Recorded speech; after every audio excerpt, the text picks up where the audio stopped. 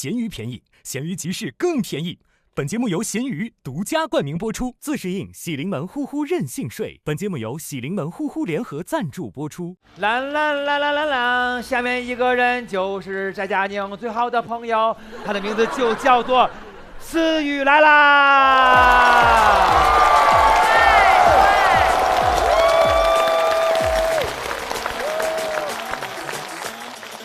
其实我讲脱口秀之前有本职工作啊，之前做那个程序员啊，但是我不太喜欢互联网公司，因为互联网公司啊有一个特别的事儿，已经辐射到各行各业了，叫 KPI 绩效考核，还美其名曰说啊这个考核呀，是为了给员工升职加薪定目标的，是吧？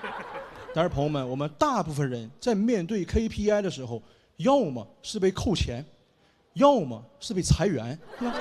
所以我现在觉得KPI 的正确英文全拼应该是叫 Kill People Immediately。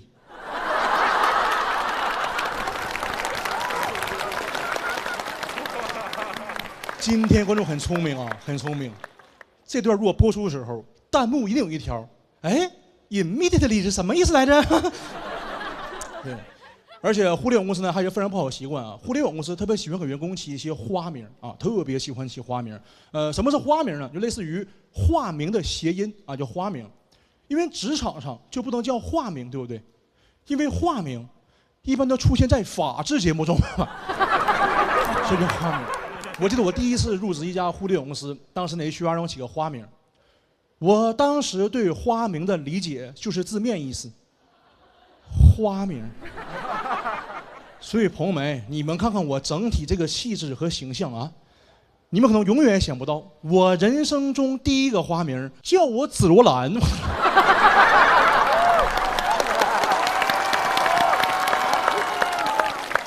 更尴尬的是，叫我们中国人呐，叫人名字是有个习惯的，就喜欢叫名不叫姓，是吧？对，我同事他管我叫罗兰，后来跟我处熟了，管我叫兰兰。特别尴尬。然后现在呢是全职讲脱口秀啊，为什么全职？大家知道现在互联网行业不太好，对吧？很多公司呢都在裁员啊，但我不一样啊，我并不是因为某一次裁员而那个全职讲脱口秀的，我是被裁过4次员。我拢共做过4年程序员，1年1次哦。就有段时间我一直以为裁员这个员特指程序员啊。并且非常巧的是，我每年被裁都是在每年的12月份。严格来说是在那个圣诞节之后，就感觉每年耶稣一来我就走了。撒旦。当时朋友呢还安慰我，思雨哈，你没有想过哈，你被裁这么多次哈，其实你呀已经不适合上班打工了啊，你呢应该创业当老板，因为你总裁。总裁，但是朋友们，我反思过啊，为什么总是裁这么多事啊？我反思过，哎，各位有没有发现哈，咱们生活中很多事情跟能力没关系，就是命不好，真的。比如说我最后一个工作，当时那公司是个小公司啊，公司只有10个人，我是公司里面唯一一个程序员。当时老板让我做一款这种很简单的养生类 APP 啊，一个养生 app。当时工期非常紧急啊，老板话就是说，这个我们3个月之内必须把这个养生 app 做出来，如果这养生 app 养不活，咱公司立马死。但是公司还是倒闭的，倒闭源非常非常离谱，真的，你们绝对想象不到。就那个养生 app 哈，我辛辛苦苦加班加点做3月，没做出来。我全责，朋友们，我承认全责。当时这个事儿对我打击非常非常大，真的。我在家里面，我整整缓了3分钟才缓过来。我想明白了，这事儿不怪我。虽然是我全责，但是我不赖我。各位，我有一个非常混蛋，但是特别自洽逻辑，大家分享一下啊。我这么想的，一个人创业肯定是不容易，对吧？创业路上呢，会遇到很多困难，遇到很多坎坷。那这个困难和坎坷，它为什么不能是我？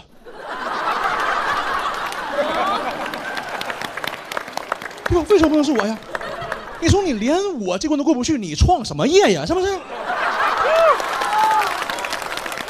所以我才说，有些事情跟能力没关系，它就是命不好，对吧？是。只不过这一次是我老板遇见了我，是他命不好，对吧？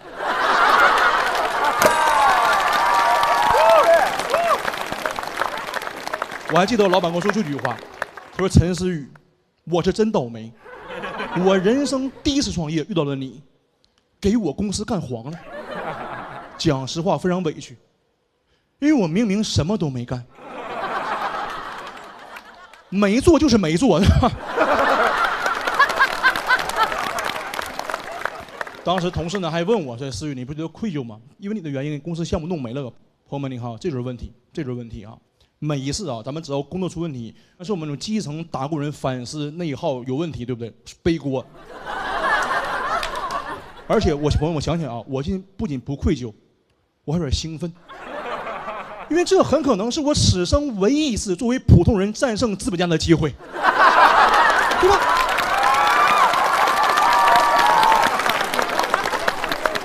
现在机会来了，我必当义不容辞啊！而且各位，你想想，这个事儿表面来看是我坑了我老板，对吧？但各位想想，对我老板而言，有些人出现在他生命里，就是为了给他上一课。那这个人为什么不能是我呀？我当时啊，还跟老板要了那个裁员赔偿，要赔偿了，不为别的，这是我给你上完课之后你应该支付的学费。其实我最不能知道为什么，主要这次裁员啊，已经是我第4次被裁了，第4回了。真的，你知道中国有句话叫“事儿不过3”，对不对？但是各位，你相信我，事儿一旦过了3，那就是轻舟已过万重山啊！我是彻底活明白了，真的，我人生无比开阔，无比自由，真的。我包括现在讲脱口秀一样，如果讲完之后段子冷场了，观众不笑，无所谓，我不在乎。因为我这么想，你观众看演出肯定会遇到不好笑的，肯定会踩雷。那这个雷为什么不能是我呀？对吧？是你，就你。以后我就不叫思雨，我叫雷雨，好吧？雷雨。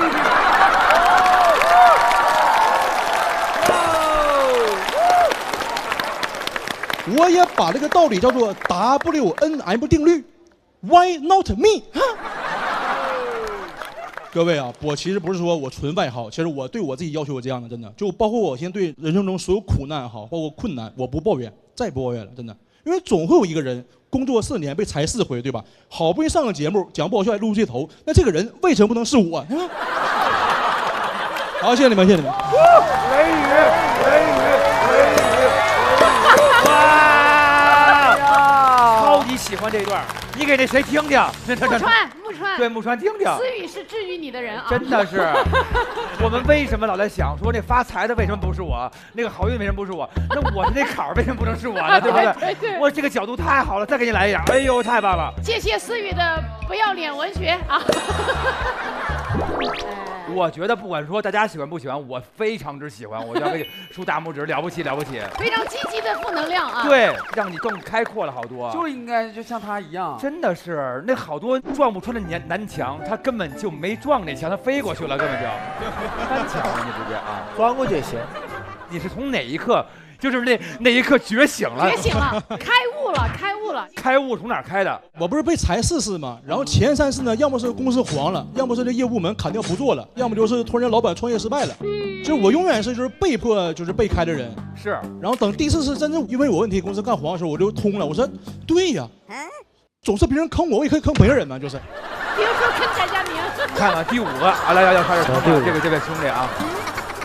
大家有没有之前就是说有这活本来感觉是怎么，然后后来就给换了人那种？那肯定啊，经常啊，有时候还得证明自个儿那种幽默，说上个节目效果特别好，还提前跟人领导吃饭，我还跟人瞎幽默的特别不对。我之前说过一句非常冒犯的话，你说啥了？就是人老板岁数有点大，然后他说他太太什么的，他说我太太就是年人，然后我说那您不一样，您是老年人。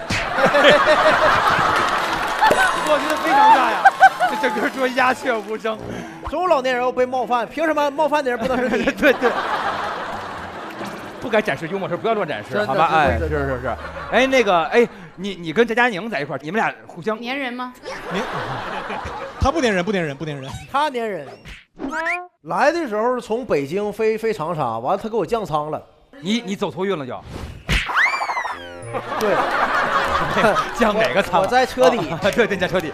就是经济舱的，你第一排旁边那座他就给你空那儿了，然后让你稍微宽敞一点。思雨就从后边坐到我旁边了，说这地方宽敞啊。完了，空姐就过来劝他说：“先生，这不让坐，这得升舱啊。”陈思雨原话跟空姐说：“我跟他老好了。”那跟我有啥关系啊？我那飞机也不是我的，我要有能耐我就得安排主驾驶去了。后来让坐那了？没让坐呀？没让坐。他虽然降咖了，降舱了啊，降咖了。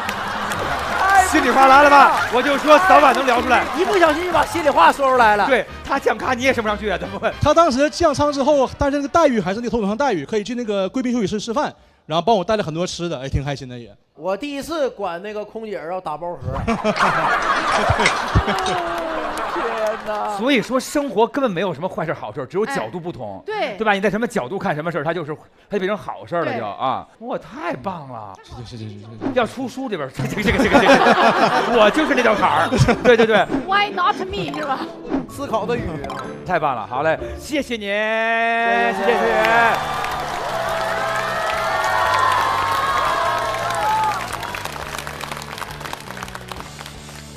有请我们下一位，这位朋友他是一位运动员，他是我们的大汉。上台前再活动活动，清醒。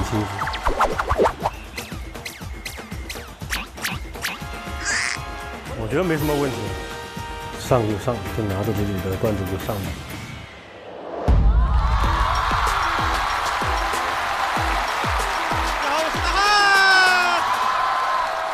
谢谢运动员，足球啊，足球给我带来了非常完美的一副 O 型腿，非常完美。我记得我初中的时候特别流行穿那种铅笔裤，那种贴身的裤子，哎呦，我穿完那个裤子跟那个抓娃娃的夹子一样。今年好了，今年流行弯刀裤了。弯刀裤就是我的铅笔裤。我有个朋友就特别爱嘲讽我这个 O 型腿，每次从他面前走过来，他就说：“哎呦，今天又骑马来的呀。”他还问我说：“你知道为什么你们男足成绩差吗？”我说：“为什么呢？”他说：“因为你们站在那儿啊，那个球自己就漏过去了。”我说：“我是球员 ，O 型腿很正常的，我还外八字呢。”他说：“哦，那你不是 O， 你是欧米伽。”练了9年啊，其实没什么天赋，但是我觉得天赋这个东西呢，就是别人说你有你才有，你自己说自己那不算的。我的足球天赋完全来自于我爸，就我爸说我有天赋，我这个比天赋更厉害，我这是 buff。然后我爸就把我送去了一个足球学校，当时小学4年级去的，这个学校很特别，违规办学。我去了，那个学校说自己师资力量雄厚，球员要学习文化知识。我小学去了，哎，光我们小学啊，就有2个老师，一个教数学，剩下一个教剩下的。他音乐、美术什么都教啊。我说学校在哪儿找的这种多功能老师啊？而且招生也不好，整个小学4到6年级总共30个学生，全部挤在一间教室里面，就4年级、5年级、6年级这么排着坐。老师上课呢，他就一会儿上4年级的课，一会儿上5年级的课，就一会儿4年级，一会儿5年级。哎，我们那个课堂氛围怎么说呢？就是一会儿温故，一会儿知新。当然，温故知新有点夸张了，没有人温故啊，也没有人知新啊，没有人听啊。你要听也可以，你甚至跳级都很简单，你就挪过去。你听不懂你就挪回来。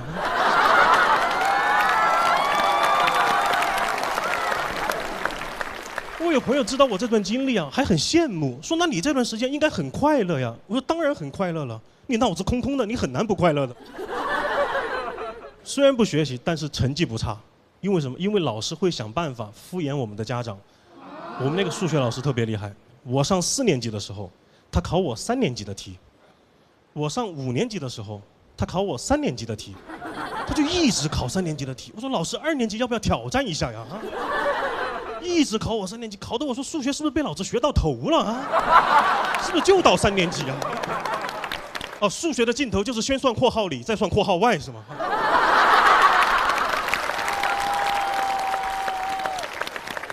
还有一种情况不能自己出题，就跟其他学校联考，他怎么办呢？他就开卷考。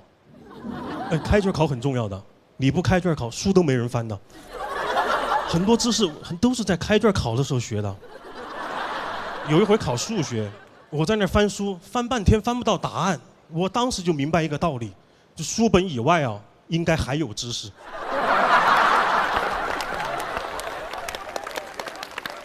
而有一种比较极端的情况，就是不能开卷，也不能自己出题，那怎么办呢？没有办法，我考试的时候我就坐在那儿愣着。老师说：“你愣着干什么？你做题呀。”我说：“我不会呀。”他说：“你不会，你可以问呐。”我说：“哈哈，还可以问呐，老师，我真的素质教育啊！从来以后一考试我就问问题。”一考试我就问问题，他监个考监得口干舌燥的。后来问的人越来越多了，我们那个考场氛围怎么说呢？就踊跃发言。哎，问的老师眼睛都亮了，说我再跟大家讲一遍吧。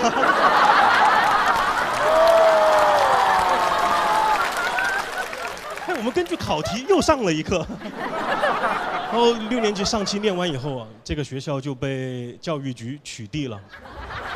真的该呀！当时还有一个恬不知耻的口号，叫“读书踢球两不误”。读书踢球两不耽误，那耽误了什么呢？耽误了我的时间。我念了3个3年级。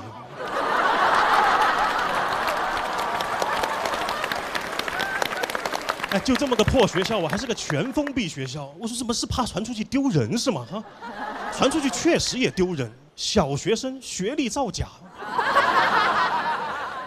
取缔当天啊，教育局来了100多号人联合执法，从我们学校带走3个。校长、数学老师、多功能老师。哎呦，我看着他们3个人的背影，我都感慨呀！我说3人行，全校老师啊。6年级下期就找了一个普通小学，就准备小学毕业嘛。入学没多久，看到一个老师跟一个同学在打招呼，非常的亲切。我就很好奇这个老师是教什么的，我就问同学他是教什么的。他说教语文。我说然后呢？他说就教语文。他说美术他都不会吗？然后那些同学对我的成绩也很好奇，问我成绩怎么样。问到我心坎上了。数学100，语文96，有点偏科。你成绩怎么样？他说我数学不好，70多。我说你怎么回事啊？数学那么简单。他说我不会呀。我说你不会，你可以问呐。不能问。没过多久，那个数学模拟考试卷子发下来，我就把书摸出来了。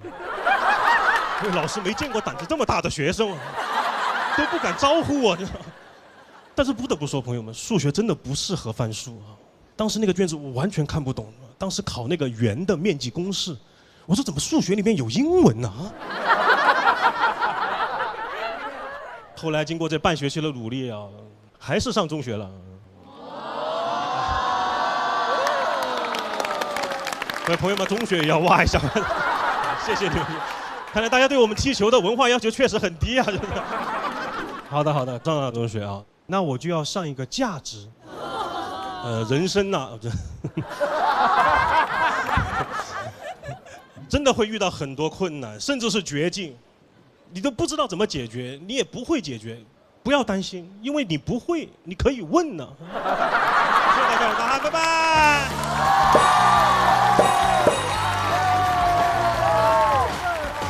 感谢大汉，好厉害呀！大家以为大汉都是编的段子，但是其实大汉数学非常厉害。对，就是小学的时候，大概7岁左右拿过全县第3心算。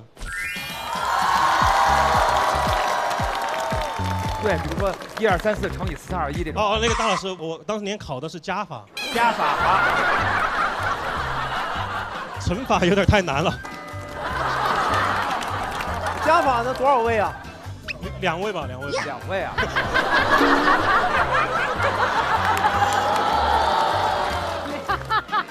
怎么考您？就考个4、5个数嘛。来啊，哎，听好了啊，咱们就是一直问，你就一直打，快，主要就是快，就快就行。对对来对对对。 23加47加50加66加42。228。对了。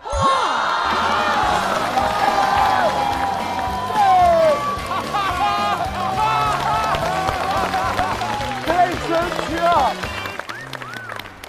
哎呀，小鹿，你来试，就是随便啊，就大概5个数差不多吧。不行，我们要挑战，7个，7个挑战一下吧，7个可以啊，咱们连着说7个数。好，79加56加69加48加37加76加94。455。 459啊，不行，只能5个数，只能5个。哦，抹个零啊，那这5个不要了。抹个零。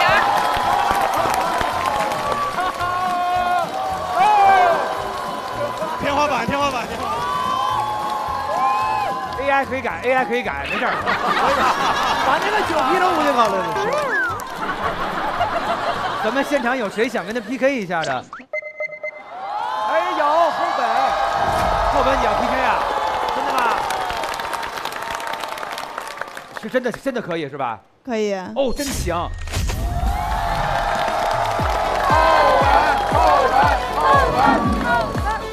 哎，我们这个节目这么播出去，会不会觉得我们智商很？我们玩2位数加减法玩这么久，你俩是聪明的，我们智商很低。对，我们智商很低，周老师来一个，周老板肯定能力强，来。 17加18加19加79加81加64。3、2、1，说284。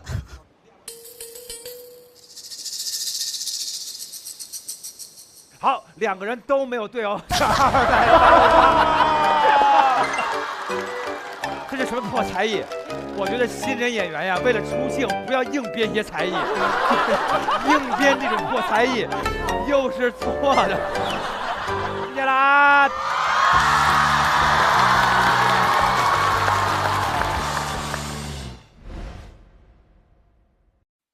下面这一位啊，他是我们的一位喜剧编剧，有请首次上台的小何。Hello， 大家好，我是小何，已经干了10年的喜剧编剧，没上场前一直是在给他们改稿。就是我唯一能做的，我仅仅只有一件事，你慢点讲，所有东西讲透，你后面才能炸，就只有这样。创作用线上的逻辑去碰线下容易凉，他想看的东西看不到也容易凉。利用你的语言就很顺畅的讲出来，每个人的方法都差不多，就那么几个套路，就那么几招。你为什么到现在才上场？有的时候就是类似于这种主教练不能上场，因为我是编剧嘛，主教练一上场我一露怯，以后咋给他们改稿子，对吧？没有威慑力了。有请首次上台的小何。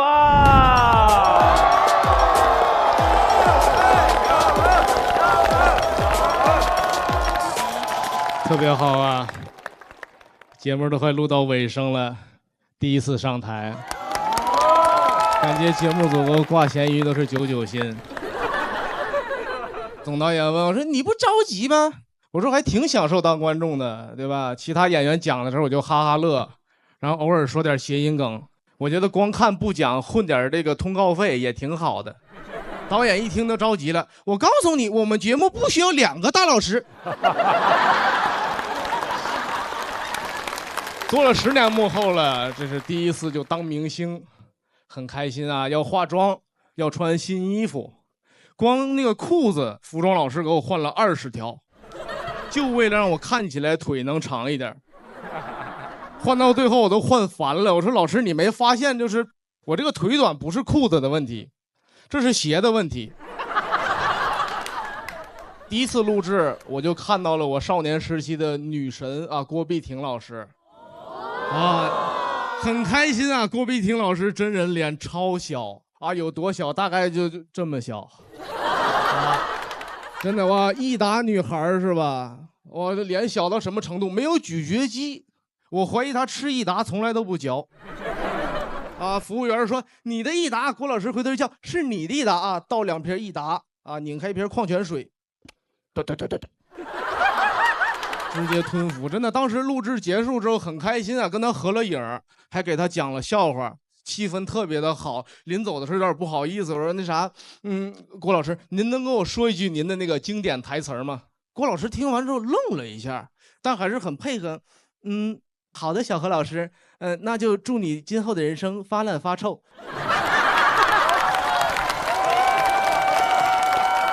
不得不说，郭老师真灵啊！第2天录那个会员专享节目，导演就给我开了一盒鲱鱼罐头。大家不知道，鲱鱼罐头被誉为世界上最臭的食物啊！之前只是听说过，真正接触才发现这个东西特别的神奇啊！就这么小一个铁盒，里面能装下一整间的厕所。就那个罐头真是太臭了，臭到什么程度？导演一开盖，整间屋的风水都破了。哎呀，那个东西能入药，你知道吗？通窍。吃的时候我都很庆幸，我说幸亏是见完郭碧婷才吃的罐头，不然我看他都不好意思张嘴。我感觉我要是吃完鲱鱼罐头再去见郭碧婷老师，他就该给我吃益达了。哎呀，郭老师真的人太好了，就好的就不像一个明星啊！我做编剧的时候遇到过很多难伺候的那种明星。前一阵有个偶像，给他写稿之前，经纪人发了一个 PPT， 专门讲他敏感不能提的东西60来项。我查过敏源都没这么多项。哎呀，这啥都没，队友不能提啊，反目；父母不能提啊，限高；啊，对象不能提，太多。我说那啥，我说那咱专注作品，提作品啊，作品不能提，没有。我相信啊，讲到这儿，你们肯定很好奇这个人是谁，对吧？啊，名字不能提，害怕。真的每天伺候他，刚说好的稿子，我一走马上就推翻啊，打电话让我回来重新写。啊，哥们儿不懂喜剧技巧，但是 callback 用的特别熟练。半夜3点打电话让我改稿子，什么概念，朋友们？午夜凶铃才12点，鬼都比他有人性啊！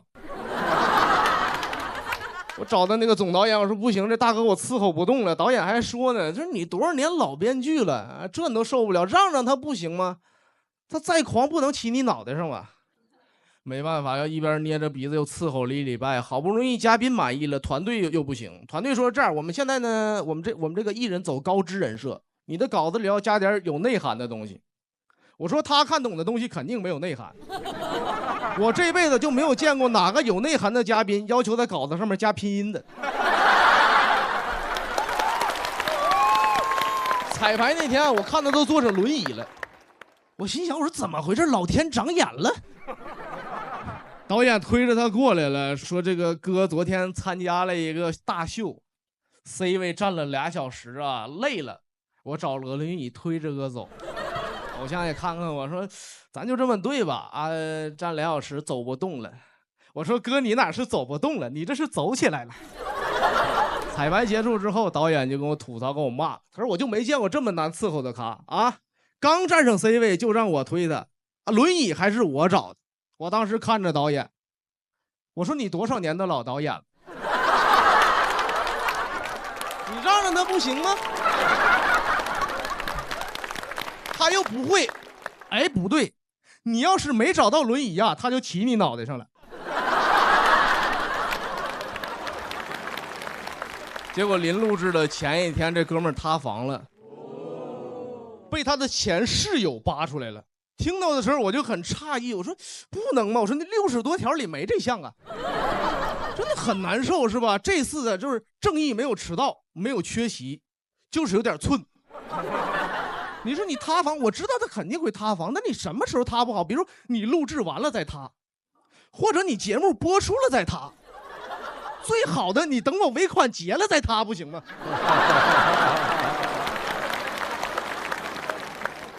其实这件事儿还有个后续，这个偶像后来去总导演这么那个导演室站了一天，就想再要一个出镜的机会。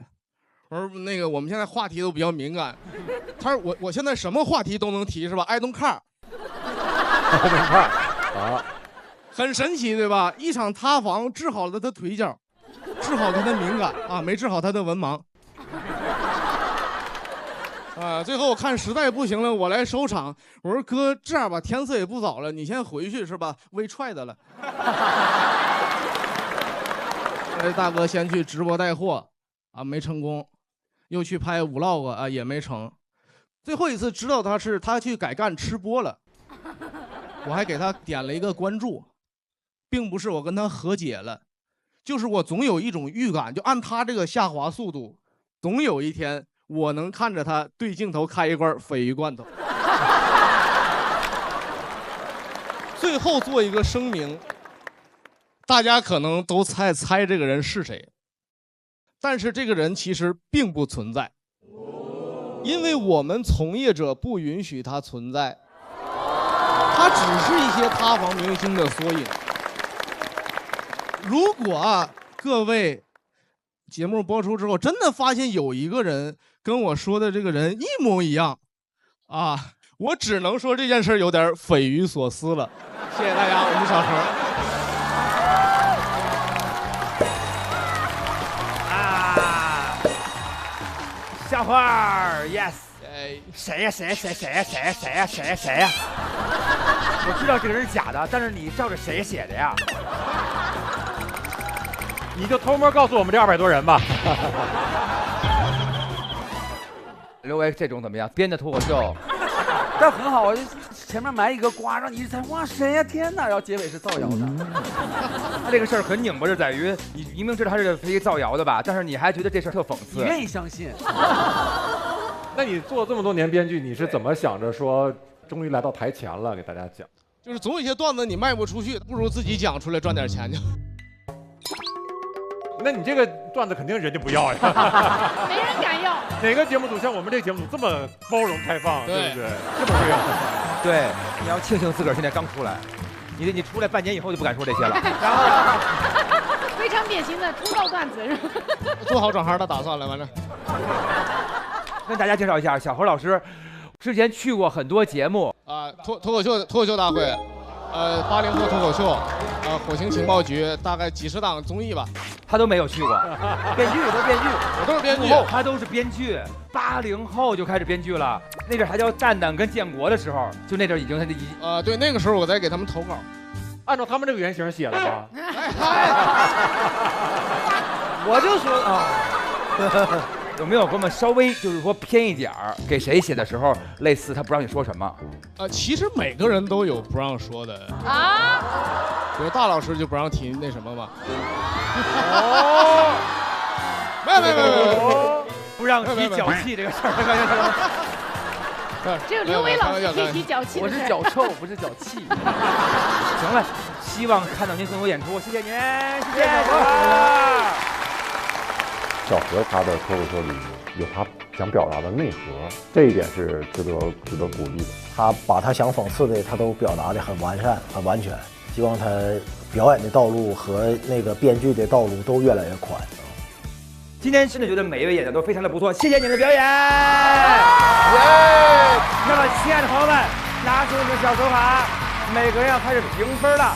大家依据自个儿的心理，可以写出自个儿的评语，对我们节目的建议，打出你的分数。谢谢每一位朋友们，谢谢大家。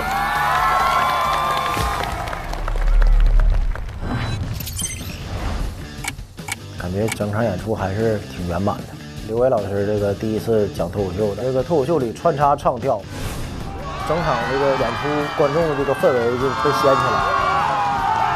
我感觉今天演员能把自己线下演出的状态特别自然、完整的搬到这种录制的舞台，是一种很强的能力。反正我觉得都挺好的，对，我觉得今天应该不会去第5届开。二豆，你怎么啦？陆姐，你说小时候的快乐多简单啊，只要有点零花钱就行了，不像现在成年人的快乐也太难了。我想要心理委员。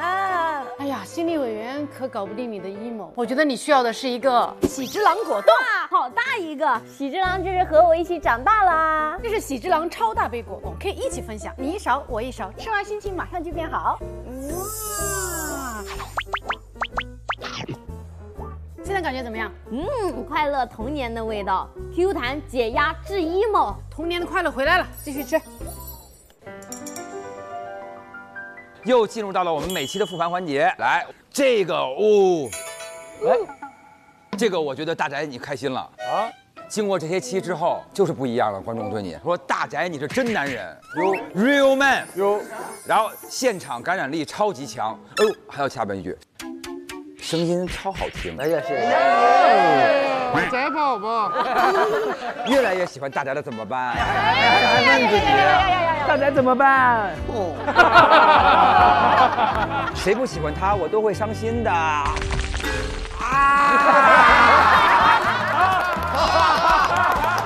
不是后几句编的？你没有，你看，而且给了5分啊，谢谢他。思雨你写的吗？这字儿真像思雨的字儿。思雨写的呀？嗨，不。可以。我这里啊，首先5星啊，说喜欢兰兰。兰兰哦，蓝蓝的天空，蓝了啊！紫罗兰，哎，你就该被裁员，你就该被裁员。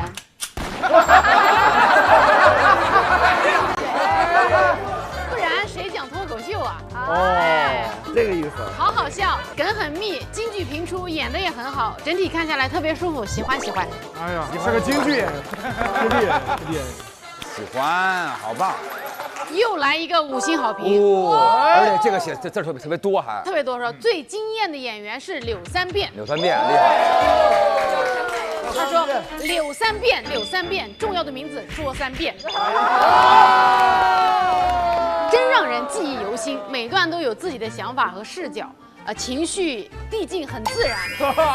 你一定会火的。还有 PS， 柳三变给我一种古早喜剧人的感觉。喜剧老人，这个确实是真的，眼光很毒啊。这个我觉得我不太好读，你帮我读一下吧。来，我来。这个是怎么了？这个是夸我的，我自己读也太尴尬了。哇，好喜欢刘维，控场能力太强了。第一次见到敢跟观众互动这么多的嘉宾，有点大胆，只能说艺人还是老的好。关键是后一句好心酸呀，说你一定会火的。一个咖位的。我跟3遍一样，我是4遍，我是。听上去咱们这回应该是游戏稳了。行，那么现在就有请咸鱼来送上我们的结果。嘿，好，不要再漏了哈，谢谢。哎，您用舞蹈来告诉我们这个什么样的一个率？对，我跳一个动作，大家来猜猜今天多少分？来5、6、7。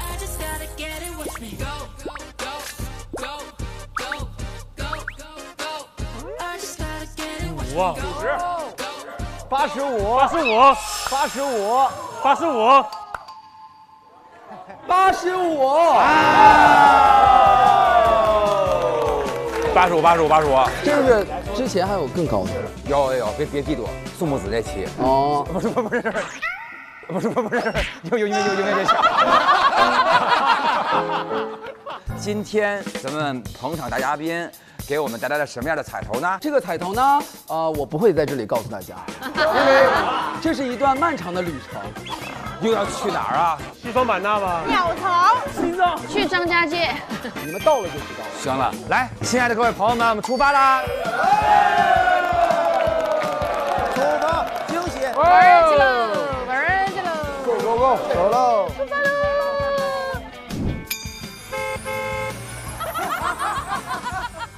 各位朋友们，我们今天主打的就2个字：解压。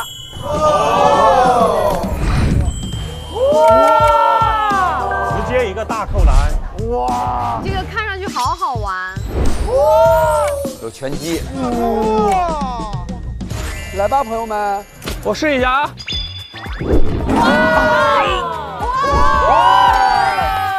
节目录到第9期了，大家一直顶着高强度的创作压力，刚好趁这个机会让大家好好发泄放松一下。大家伙玩累了，快点，一人先吃个果冻，润润嗓子。哎呦，这太棒了！拳击赛马上开始了，大家快来集合吧！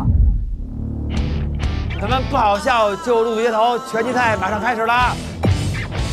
各位朋友们，请各就各位。现在我们首先上场的是员工与老板之间的 battle。他是老板，但是我凭啥怕他呀？他有啥牛的？最近有点压不住小包，今天就是得让他知道谁是老大。今天就是要趁这个机会好好发泄一下。Ready, fight! Ready, go! 加油，弄他！哎呀！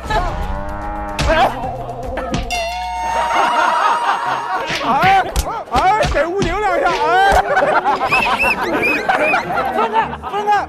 谁再打我谁直接输了！再给吴宁欺负的，我的妈呀！我在这儿啊！来，快！加油！真打！他真打我了！好心酸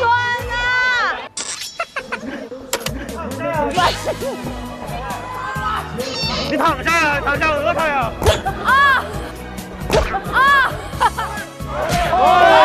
打倒资本家！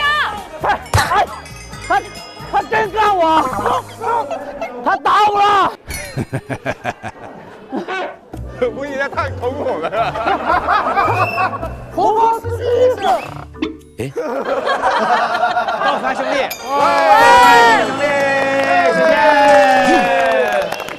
下面有请到是天花板，有请 VS 最夯的地板，思雨。什么这那的，我也说实话，我看走不顺眼。他老天花板，他凭啥天花板呢？咱这边指定行。OK， 踩着脚，挠他痒痒，吐痰。代表 underground， 代表 underground。思雨莫名其妙身上代表了一堆人，他代表的是中国说唱，代表 underground， 代表了说脱口秀的希望。Let's go！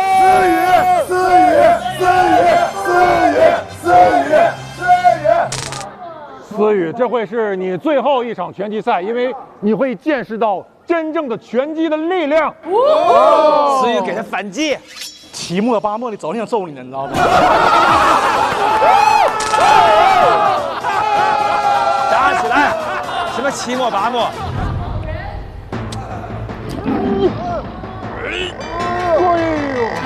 哎呀，这没意思啊！不是思雨，咱下不了台了。这么躲呀？还急！哎呀，太丑陋了，这比赛。站起来啊！思雨，蓝方上！天花板果然是天花板，费了不少钱啊，为了赢这场比赛。原来这是商务啊，思雨。商务。要起那么高，我都出汗了，思雨。好的，下面咱们要开始今天的最后环节啦，就是全员高空喊话。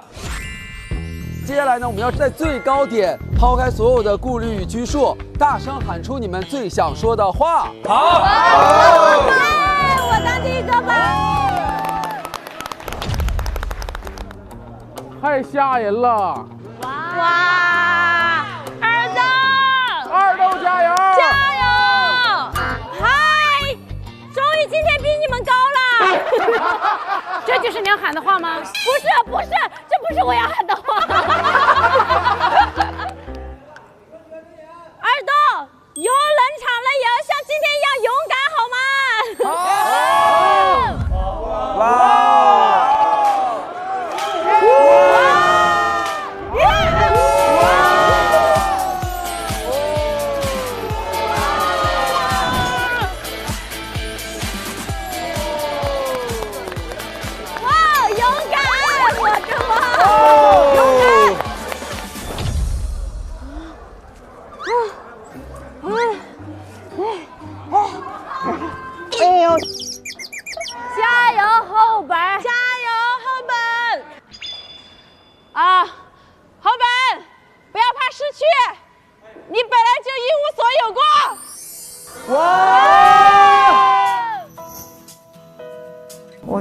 自己就是运气很好，被大家喜欢，所以我怕大家对我的预期太高了，怕没做好，失去大家的关注和喜爱，这种会让我很痛苦。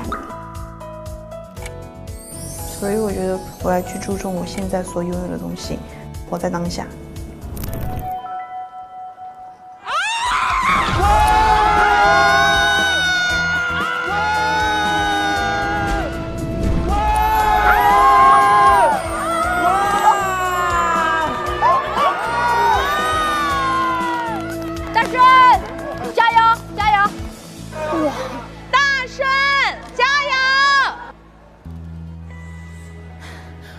想哭了，就是。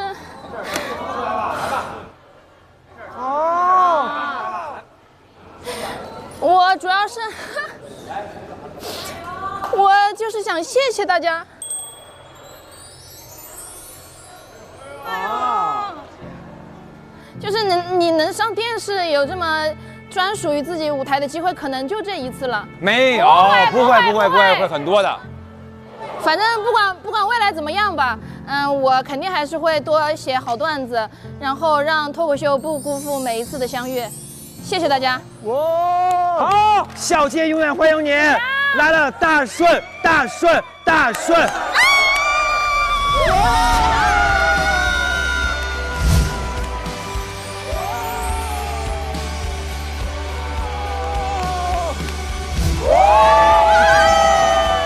柳三变，好好珍惜你的工作，你要在这行业干到死。祝所有人都有光明的未来，都走向更大的舞台。整个春天都跟大家一起录的，我希望我们行业一直在春天。让我们一起为喜剧干杯！我真心希望我们那个不好笑就录街头这个节目越来越红。不好笑就录街头。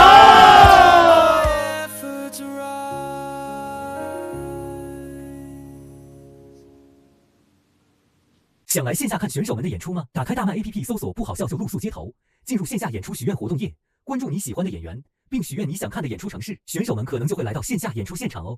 今天我们来拍一组时尚大片的毕业照，我们请来一个特别厉害的新喜嘉宾，李磊老师，美美的，帅帅的，好漂亮啊！所有人看我们的摄影师啊，老师们，3、2、1，哇！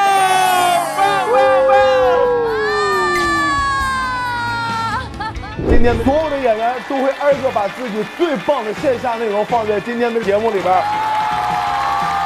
宝宝，你从来不跟美女说话，你什么意思？是因为美女从来不跟我说话。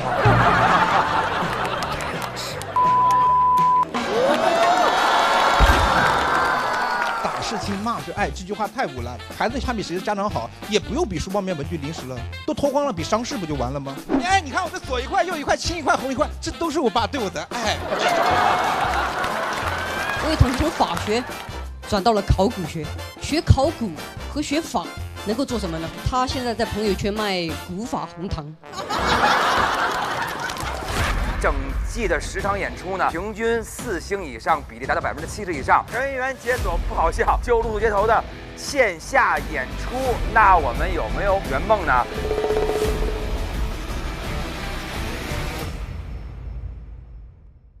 欢迎来到露宿街头也要笑。哦，再来玩一个游戏吧，笔画猜词儿。Let's go。不是啊，配个名号。四面楚歌。快4个比我1人猜，我看能不能猜对吧？跪下，撕扯，一个字儿。他处理不了这么庞大的信息，真是一个大波溜子吧。大家有没有那种脑子出走的事情？我有一次赶了将近10场，我不愿意说话了，然后有个观众说我也有奇葩的事儿，我说你上来，你真省劲儿啊！仅代表他个人啊，我们这种敬业脱口秀演员不会这样啊。不好笑就露宿街头，每周6中午12点更新。SVIP 用户可提前看下集 ，VIP 每周6周日分天更新，非会员自周2周3 12点免费观看。SVIP 用户每周日加享衍生、嘉宾精编、段子纯享版等精彩内容。每周日中午12点 ，SVIP 用户解锁露宿街头也要笑衍生节目，看脱口秀演员们更多爆笑互动。每周1至周4不定时掉落笑街微博精彩花絮等你来看。Hey girl. You're so pretty.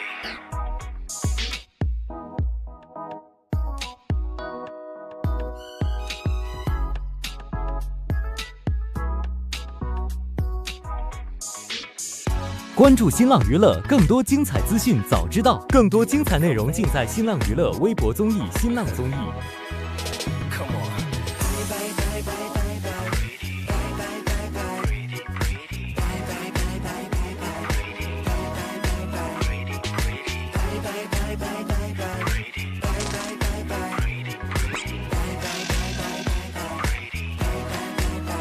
你喜欢红色、蓝色的，有时候却会想太多。这个那个有的没的，你纠结到底选些什么？一不小心买太多，好看的却没几个。金牛、处女、天秤、双鱼、双子，就这星座实在太多。需要朋友眼光够好，不露失望，让我做你男朋友。个性不同，却能帮你搞定忧愁。嘿，咸鱼，你长得漂亮漂亮，你怎么都漂亮漂亮，你怎样都会漂亮漂亮，让我疯狂。小姐，你长得漂亮漂亮。你穿什么都漂亮漂亮，前面的朋友，你怎样都会漂亮漂亮，我的新娘，大家一起来 ，1 2 3。